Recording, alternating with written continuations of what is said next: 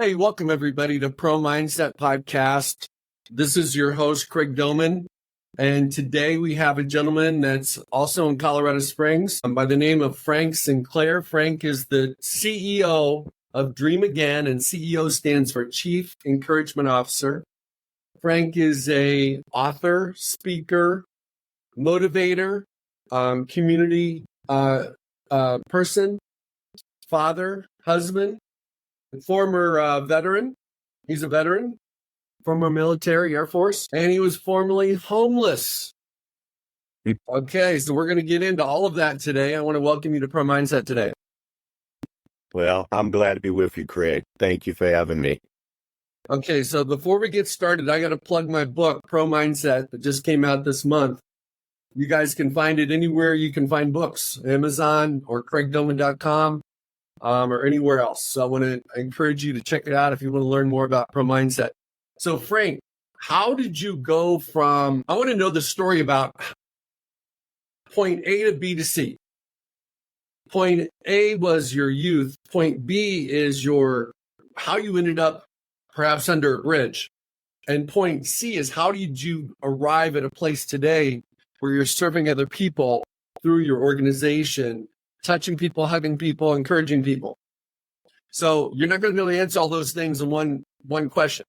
So we're going to work through that. Let's start out by, what's your background? Where are you from? Where'd you grow up? What was your story as a young man? I grew up in North Carolina, sharecroppers, abject poverty. Matter of fact, my schools didn't integrate until I was in 8th grade. So I grew up in segregation as well. Grew up to two very young parents who had only finished 6th and 8th grade themselves. Number 2 of 15 children. Yeah, that's that's a typical response I get. And the oldest boy. And coming up in that for me, it was difficult, of course. My dad carried on the tried and true thing of beating my mother. His dad beat his mother. It was normalized in my culture. I had to grow up watching that as well, which really created some bad spaces inside my mind and heart. So growing up, I was a good student in school in spite of all of that, but no one told me I could go to college. So I joined the Air Force when I was 18 to escape my upbringing. And that's how I landed in Colorado Springs. Okay, so let's go back to when you were a kid. What are some of the generational curses that you had to stop based upon just what you've shared so far? Well, poverty is one, obviously, that I continue to stop, right? That's an ongoing. I think that'll be a challenge the rest of my life. Not that I live in poverty, but having a poverty mindset and not feeling sometimes as though you're good enough to prosper and to have great things and those type things. That's been an ongoing struggle for me, Craig, throughout my life. I think we kind of broken the chain. All 3 of my kids are C-suite executives in business, make incredible livings and take care of their families very, very well. So I'm glad that doesn't continue on. That mindset's another one, the insecurity of growing up in a place where you were traditionally and regularly looked at as being less than other people. So that's been a journey as well, one that I think I've overcome, but it's definitely been a journey. Okay, so to paint a picture here, you're an African-American man who grew up with parents that weren't really educated, that didn't have a lot of money, they had family wounds passed down that they manifested in your home, and you had to get out to have an opportunity to change. Indeed.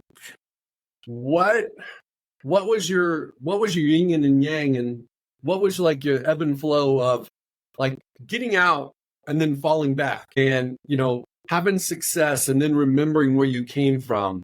And sometimes some of the things that your parents did, you repeated, and you had to stop yourself because, maybe when your 3 kids were younger, you may have had those type of situations where you bounce back and forth between your present and your past. Mm-hmm. Yeah, that's a very good question. One that's not been proposed to me before in the hundreds of podcasts I've done. But I think generationally for me, it's been very difficult to navigate that, and it's very astute of you to think what I passed on becoming a parent myself. Sabotaging my Air Force career, first of all. 8 years in the Air Force. In my seventh year, I rose to be the second youngest person of my rank in the entire Air Force. So my movement was incredibly wonderful. And I started having these thoughts in my head that, Frank, you're a fraud. These people are going to find you out. You know you don't deserve this. And I felt like I was having those thoughts 24/7. So I started drinking heavily to try to stop the voices in my head and ended up sabotaging my Air Force career. So those are one of several saboteur events in my life where I was rising to great heights.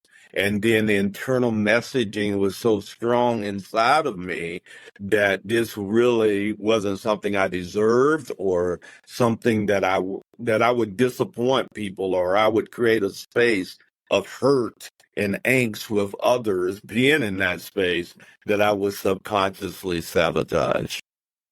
Okay, Frank. So the things that are like really important are your career, your marriage, your fatherhood, your finances, your health. Did it affect just one thing or did it affect everything? It affected holistically everything. Okay. Absolutely. So what was the breakthrough? What was how low did you have to go before if you go low enough, you hit the ground and you bounce back. Yeah. What was the bounce back? What was the low and what was the mental or mindset shift that caused you to not go back? Well, I would say initially my stint as a homeless man for 6 months in the park wasn't people consider that a low. I don't even know if I want to include it as a low because it really was helpful for me. Because really, Craig, I was thinking, I'm in the park, I'm homeless. Of course I'd end up here. This makes perfect sense to me. Look how I was raised. That Air Force stuff was an anomaly. The truth about me is this. So integrating myself into the homeless community and becoming a leader in the homeless community was easy for me. So, but when this guy came by and he saw that and saw me, I mean, really saw me, didn't see a homeless person, just saw a man that for him didn't look as though he was supposed to be in that space, and had the courage to ask me the question. Someone that could look above, beyond all the obvious things of homelessness and see value. That was one of the turning points, but I lost my first marriage after 20 years, my kid's mom, from my recklessness with finances and other things in my life. I had an affair during that time, with my insecurities and all those things that just continue to rise up and bubble up inside of me. And I almost lost my kids during that time. I think that was the biggest bounce back for me, realizing that my family was going to absolutely separate from Frank Sinclair unless I found a different path and a different way forward. Okay. So is it fair to say that when someone saw you despite your circumstances and they saw you they had a vision for you that was different than the circumstances you were in, is it also fair that other people that are homeless could be seen the same way? I absolutely believe that. I think, well, to be fair, people fear what they don't know, right? So we make assumptions in the space of fear, and we think that all homeless people are mentally ill or addicted to things and et cetera. And a good portion are, but I don't think it's any bigger than the general populace. It's just that we have a lot more avenues to hide those things in our big homes and our possessions and the way that we look and show up. So if we could just look at homeless people with dignity and opportunity and ask what stories are, what's the story behind this being the outcome of their lives, I think we'd be pretty astonished. at some of the stories and some of the journeys that these people have taken that ended up in the space of homelessness. Okay, let's pretend there's someone listening. They may not be homeless, but they're hopeless. And they have a situation where they need a breakthrough. They need a change. They need a shift. Could be in their careers. Could be in their relationships. Could be in anything. What's the next first step they can take to create that positive momentum to get back on track? And what was that for you? I think it's a mindset shift. Craig, I think people just totally underestimate and understate their potential. You're in this business, so you know that people rarely rise to their potential. The graveyard has the greatest potential on earth because so much dies there. So people could look in the mirror and say, you know what? I'm one of 8 billion people on earth. Scarcity creates value. It does in any commodity and anything. The more scarce it is, the more valuable it is. I'm one of 8 billion. So if I never do another thing in my life, I'm valuable. I am a valuable creature designed to do great things. Now, if I begin to lean in to the purposes of my place on earth, and we have to explore some history, and it's really painful sometimes to have to do that, but lean in my historical work and that was done and what created me, you'll uncover your purpose in life. You will. And then you're able to add value and to serve humanity. Because after all, isn't the purpose of business and all the things that we do on earth to serve fellow human beings? And if it's not, then you shouldn't be doing it. And if you're not, you probably don't grow your business anyway. And Okay. So is there a faith component to your recovery? there is. I became a Christian that day at 26 years old. In the park, the guy Richard Brooks that took me home with him also led me into a relationship with the Lord. And as a matter of fact, I went back to Bible college after that and became a pastor for a while as well. I tell people that my character did not match my calling back then. I was growing. I was not doing all the things, but I was just a good speaker and a great communicator, and I loved the art of studying. So all of those coalesced to create a person that on the outside it could look very, very good, but whose insides were crumbling. And I realized that I was hurting other people.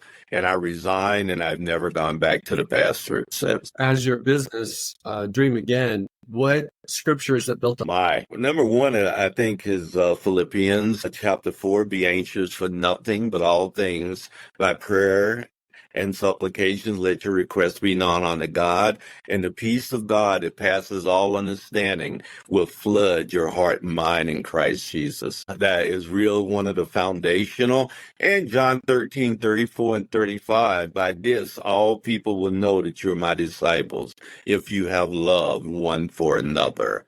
And I think that's the underlying, undergirding force that brings hopefulness and hope to the human heart. So what is the mission of your business? The mission of our business is to infuse hope and encouragement into the world. That's the vision. The mission is one person at a time, showing them the hopefulness of their existence, creating a space for them that they can lean into and create value for the rest of humanity. What's the archetype or the profile of the people that need what you do the most? There is no profile.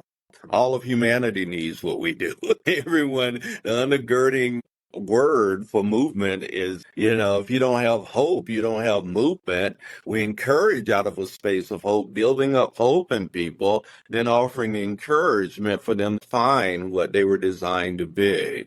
So I guess if there's a niche market, particularly for Dream Again, is entrepreneurs and organizations with 100 employees or less is where we operate the best. Okay. What are the 2 or 3 things that someone listening to this podcast could do? What action steps could they take? What mindset shifts could they make? That if they're stuck, and everybody gets stuck, Mm-hmm. We get stuck, we get unstuck, and then we get stuck again. And we have patterns of that. Everybody does.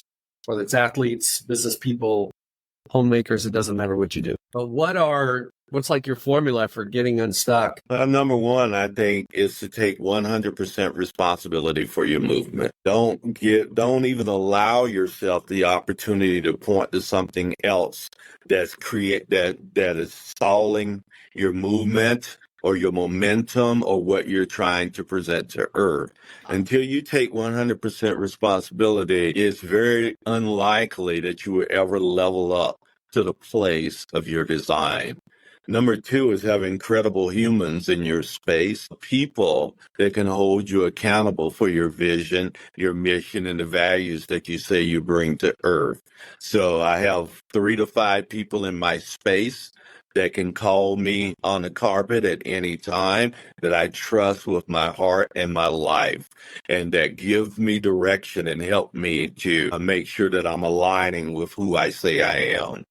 And number three, we just need to just humble ourselves and be a humble human being. This isn't about you, right? Maxwell just wrote the book of the century of all the 100 books by John Maxwell that I've read, and it's called what is it? High Level Leadership, or I can't remember the title right now because I'm over 60, but it's a great book. Just look up John Maxwell's latest offering, and it just really breaks down why there's so much division and angst and meanness and vitriol in humanity, and how leaders have to separate themselves from that to show up the very best that they can. Okay. No, I like that. We don't like taking responsibility. We don't like we don't like having accountability. And we all have a lot of pride. Yes.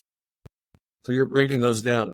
Okay, so let's go back to the word potential. God created everybody perfectly imperfect, but he gave everybody a divine design where everybody's unique. And everybody has a unique purpose. And a lot of people spend their whole life wondering what their purpose is. Yep. Some people find it and lose it, leave it, didn't realize it was their purpose. How do people maximize their potential in their purpose? I think you're going to attract those things, because once you start leaning into your purpose, if you have the right accountability, and here's the thing, you're not going to be wishy-washy if you got the type of people in your circle that's going to call you and say, I thought you said that this is what you were put on earth to do. So why are you doing this? How does that align with what you said told us is your purpose, right? And if you have those type people in your life that keeps you laser focused on the things that you were designed and put on this earth to do, and you'll be encouraged in that space. And for me, once I finally found out what I was designed to do and began to work and operate in that space, it's weird. It's just the people I meet, like you, the people that I have opportunities to be with, influence, and be influenced by, align with that. So it's hard for me to forget. And plus, I have like thousands of people that are in my influential space, right? And I get up every morning, Craig, and I post 8 positive posts across all social media platforms. And I do that because I need to encourage Frank Sinclair. I'm going to go out and have some impact on somebody's life. And that's not going to be possible if I'm not encouraged myself. Yeah, so walk in that place. Have enough courage to find out why you were here in the first place, right? And if you need a guide for that, it's not a self-promotion. People like Craig, and there's a lot of people on earth that will help you find out your purpose and uncover that for you. Okay, so one aspect of pro mindset is that everybody has a story, and you have to reframe your story because your story is always broken. It's always polluted, and you have to reframe it. And a lot of times it's going backwards before you can move forward. Yes. And then it's going back to understanding that your parents did the best they could. Absolutely. It doesn't matter what happened in the home. They did the best they could. And some of the things that they do bad, they came by it honestly. Yeah. Right?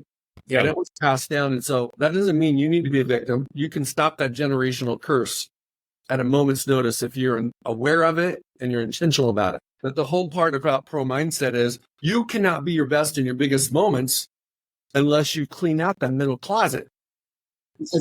Because the thing that, you know, like if I asked you like, hey, give me your top 3 things that have held you back, you wouldn't tell me you're the one that really does. I promise you wouldn't. You would tell me the 2, 3, and 4, but you would hold on to one because you would think that either I would judge you, the audience would judge you, or you just want to let the cat out of the bag. And it's the thing that the evil one convinces you that you cannot tell. You can tell about it. Hey, I drank too much. You know, I lived in a park for 6 months. Oh, you know, I stepped out of my marriage and lost my wife. I almost lost my kids. But there's always something else. So the bottom line is, can you be honest with yourself and go back and forgive yourself and ask God to forgive you and put yourself in a position where you can cut loose from the parachute, the mental parachute that's holding you back. And I'm not talking about a parachute jumping out of a plane. I'm talking running parachute. That's the resistance that's slowing you down and holding you back. And so what I find is that the people that are fortunate enough to be their best when the lights are shining the brightest, you know, the Olympics, you know, could be a sales presentation, could be a merger and acquisition business meeting, could be lots of things like that. And they kill it. You cannot do that when you're carrying around something from your past that's beating up your identity and telling you you're not enough. You don't deserve to be seen. You don't deserve to be heard. Thoughts on that? There's nothing to add. Totally agree with that entire narrative. And to be quite honest with you, what you said is what I say to clients. I reframe it differently somewhat, but the outcome is exactly the same. Yeah. Wonderfully said, Craig. Okay. So I'm going to jump in part 2 of Pro Mindset, and I'm going to get your perspective on that part of it. It's elevating your standards. So when you're dealing with athletes, one of the things they do is they typically have a tug of war with their coaches. Coaches have this level of standard. Players like, hey, they're thinking in their head, hey, I'm working hard. I wonder if it's hard enough. Coach is saying, hey, I'm only going to criticize effort. You don't give effort. I wonder if I'm giving enough effort. Am I looking good? Am I looking like I'm trying hard? He says, show up 5 minutes early. You show up 4 minutes early for a meeting. Like, hey, I wonder if that's close enough. And what I tell guys is you gotta set a standard for yourself that's higher than anybody else sets for yourself. That way, when you fall short, because you're going to fall short, you still beat their standard. Yes, absolutely. How does that show up in Dream Again? How does that show up in your work? Same way. I guess I frame it this way, Craig, is that if world class is our target, because there's a lot of world-known people that aren't world-class, right? And we got to make sure that we separate that space. If we think being world-class means being world-known, we miss the whole point. It's not. World-class is creating a space where you can look at what you're adding in your space that meets and exceeds others that are world-class, right? So to me, I think if you're in business, if you're an athlete, if you're anywhere, you push yourself to a standard of world class. That's the standard I look for in my life. I want to be world class in my space, not as a bragging point, but as a point where I'm holding myself to a standard that I won't allow to dip below. And my values inform that. Yeah. What do you do on Monday mornings to make sure that you're world class? What do you do on a daily basis that separates you from who you used to be? I'm not worried about anybody else. We're not comparing you to anybody else.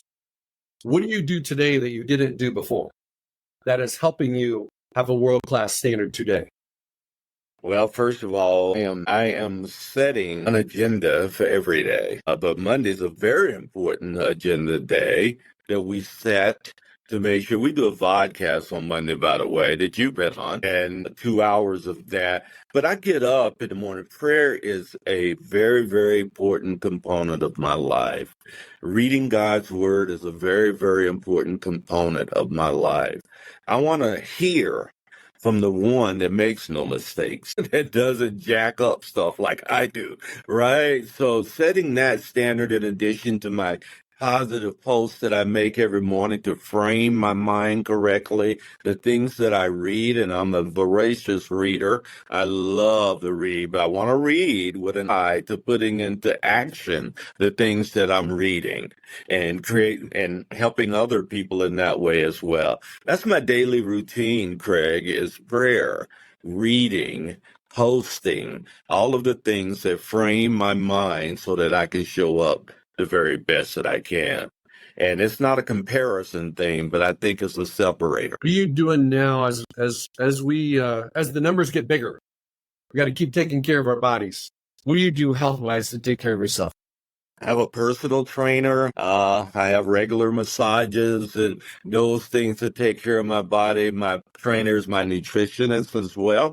I'll be 68 years old on September the 10th, right? So I don't have an eye to retire. I have an eye to refire every year, right? So that's what I'm looking to do. So I have my personal trainer is really versed in the senior community and helping those of us that are aging keep their bodies in tip-top shape, the best shape you can at 68.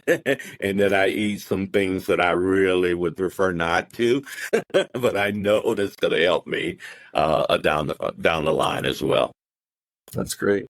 Okay, so you've authored 3 books. Pick one and share with our audience the thesis of your book and where they can find it. Dream Again, Lessons on Leveraging Your Pain.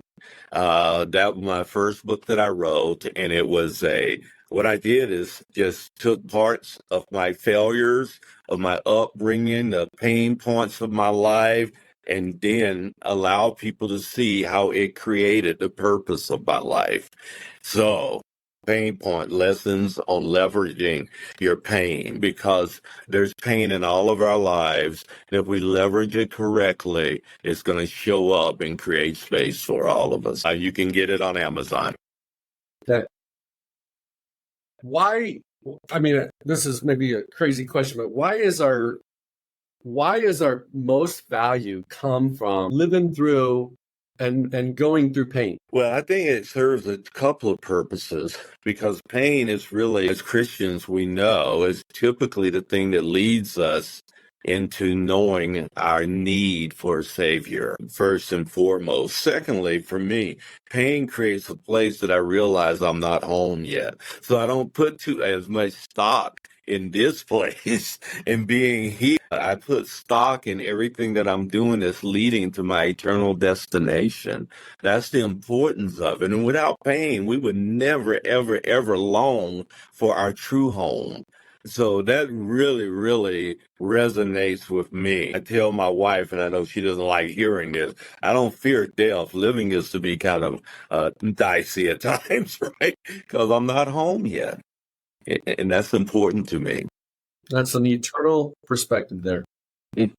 Well, I think one of the things that the world tells us and culture tells us is that we want to avoid pain. We want to avoid discomfort. We want easy. We want privilege. We want convenience. So many businesses take advantage of that.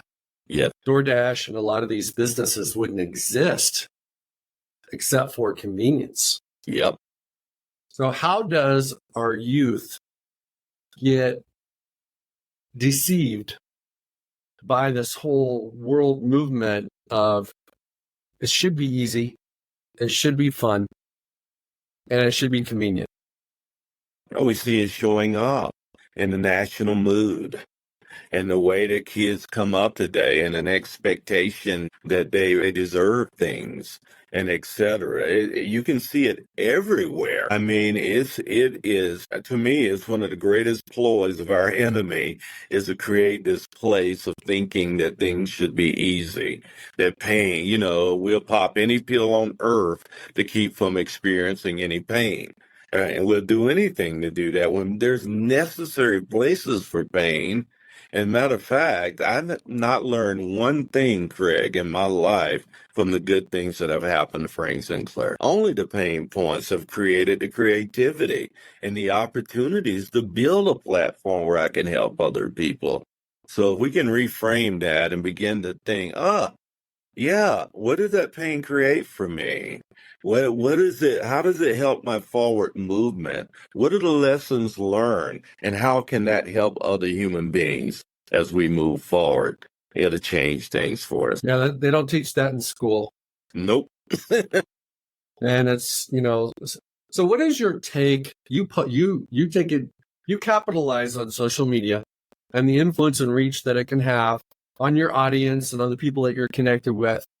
But what is the dark side of social media and how it affects our minds and our attitudes and our entitlements and our envy, we're enviable about other people. We talk about the pros and cons of social media.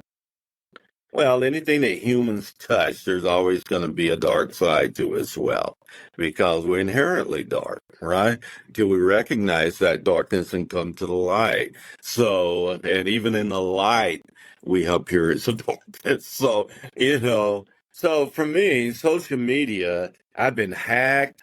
People have taken my profile, stolen it from in other countries and tried to use it to rip other people off and et cetera, et cetera. That's one of the downsides of being as public as I am, because people know there's 100,000 people that follow me. So I want access to this guy. I want to use his platform to steal, to cheat, to lie, to do all of these different things. So, and it bombards our younger culture because they're totally not engaged. Don't know how to engage with other humans, look people in the eye, be respectful. All of the common courtesies that we learned growing up are devoid in culture today and becoming more and more distanced from, because, and I believe social media has a huge part in creating that environment. It also could be a time waster, give you Yeah. unrealistic expectations. It could make any well-adjusted teenager in a healthy home feel like they don't have what they should have. Yep. And my parents aren't like they should be. And my opportunities in life are not what everyone else has. Yeah, comparison is such a horrible thing. It really is. And that's why we try to help people, once again, reframe that, because I am so unique, the complexity of humanity and et cetera, all of the different places that we come from. We can't choose our parents, right? And as you said, I don't hold anything against my parents. They did the best that they could with what they knew. And I'm thankful. They always gave me confidence, something that really comes out in my life today. They were proud of me, something that I was able to pass on to my kids. So there's a lot of things I gave my kids that my parents gave me as well. And surely there's a negative side of that space. But social media, some people just totally eliminate it from their lives because of the fear factor and the negativity, negative things like you were talking about. But there's a great opportunity. I think it's the leveler for small business many times against big corporations. They have all the advertising money and other things. It gives us an opportunity to present our value proposition to audiences as well without having to spend all of the money to do it. So there's great ways to use social media as well. Okay, so we're bouncing around here, Frank. You've got 3 successful adult children with families, grandkids, I'm assuming. 13. 13 grandkids. That's amazing. Okay, so for all those parents out there that still have kids at home, what are the handful of principles they got to do? They got to know, they got to pass on, they got to implement. They can't miss it, because if they miss it, they're going to be paying for the kid to get adjusted in, therapy or something like that when they're in their 20s. So what are the, 3 or 4 things, in your opinion, that are the most critical things that parents can pass on to their kids?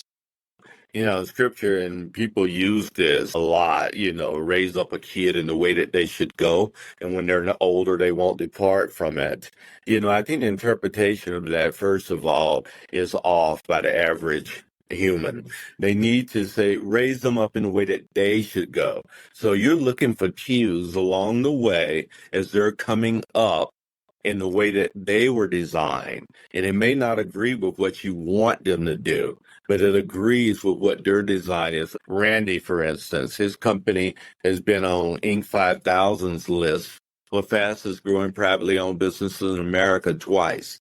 When he was 9 years old, he would go buy candy from the store and take it to school and sell it. So we saw those entrepreneurial values begin to they were coming up in his life very early on. So we encouraged that.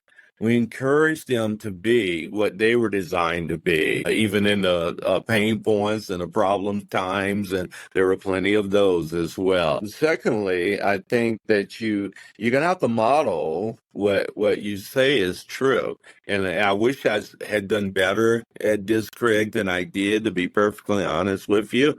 There are some big lapses in Frank Sinclair's life in walking the talk that he said was true. And even till today, we still pay some prices for that duplicity in my life and my ex-wife's life as well. So be who you say you are. And no matter how painful it is, create that place of integrity in your household that your kids, and be open to allow them to come to you with stuff that might sometimes be shocking to you, right? Build a trust with them that they can come to you with anything and everything that's going on in their lives. And be very careful how you respond to that, because you'll close the door to any further conversation. Be open. Don't be shocked by stuff. Just allow them to be totally open and honest and transparent with you along the way. All right, Frank, I'm going to regurgitate a little bit of what I heard there. The first thing you said was allow your kids' gifts to unfold and be revealed. Not what you want them to do, what God created them to do. Yes. And whatever their passions may be, whatever their talents may be, their gifts and whatnot, help them and support them so that they can grow into that gift. Yes. The second thing you said is don't be a hypocrite. I've done that. I don't know anybody that hasn't. If you're a parent, you say, do as I say, not as I do. Yeah. And it's like you get called out at some point in time when your kids have enough courage to call you out. I think it's really important to walk the walk, not just talk the talk. And then the last thing you said was create an environment of vulnerability, transparency, honesty, and trust, so that when the kids are trying to figure things out, they don't go ask their friends. Exactly. They ask you. Yes. And I love to tell your audience that I did all 3 of those wonderfully. I did. I found out after the fact, so you guys do it and don't have to go through all of the pain that I had to go through for not doing those things. Well, you've had 13 opportunities with 13 grandkids to do redos, right? For the influence and connection you have with your grandkids, you can maybe put a little spice in there that you maybe missed out on with your own kids.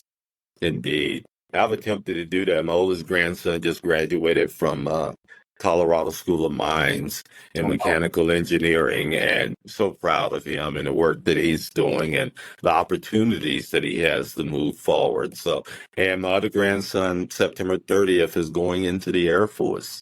So I finally got a legacy member of my family to join the military. Yes. Well, Frank, I want to thank you so much for being on Pro Mindset today. Is there anything that you would like to add that we didn't talk about? Not really. You're a very good interviewer, my friend. So to your audience, they should look up Craig Domain, the work that he's doing in the space today, and the pro mindset that he brings forward. This is a genuine human being that's really bringing incredible value to humanity. So look him up. Frank, that's very appreciative. Where can they find you? Yeah, a couple of places. You can go to Dream Again LLC.com or BeEncouraged.net are our websites if you want to come on our show. I'm sorry, my mouth is so dry. I had to put something. Oh, good. Yeah, go to BeEncouraged.net to sign up for our show. It's the free opportunity for you to come on our show and present your business to our potential 50,000 a week watchers and growing. And also reach out to me at Frank at DreamAgainLLC.com if you want a personal conversation, a Zoom, or just to meet up for coffee and share stories. Frank, thank you so much for being on today. I want to thank all the listeners for joining Pro Mindset today. Everybody go out today and have an awesome day. And